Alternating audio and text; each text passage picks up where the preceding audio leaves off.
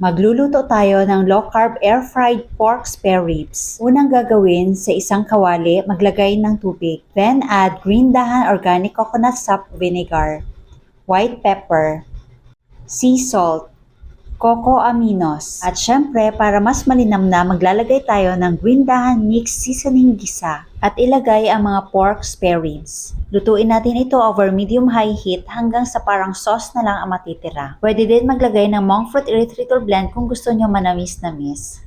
At ngayon, titimplahan po natin yung natirang sauce. Maglalagay ulit ako ng mix seasoning gisa or MSG. Dahil trip ko ngayon kumain ng medyo maanghang, maglalagay po ako ng chili garlic. Then add tomato paste and green dahan tomato ketchup. At ipahid lang natin ito sa spare ribs. Then put in the air fryer at 180 degrees Celsius for about 7 minutes. Ang list of ingredients ay ilalagay ko sa last part ng video na ito. Pagkatapos ng 7 minutes, baliktarin lang po ang mga spare ribs.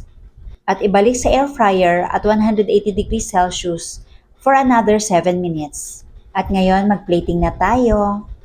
Para mas malasa, maglalagay ulit ako ng tomato ketchup. If you love this recipe, please like and share and follow me for more low-carb recipes and health tips. At ito na ang ating low-carb pork spare ribs recipe.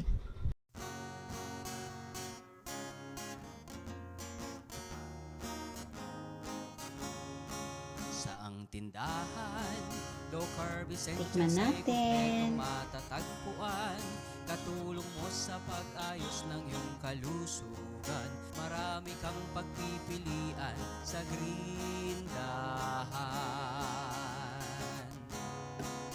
Sobrang Baking lambot. essentials, condiments, nuts and seeds, healthy oils, coconut products, superfoods, herbs and spices, low-carb breads, Masarap. at may sugar-free ulam pa. Happy ang pamimili sa Green Medyo maanghang-anghang na manamis-namis.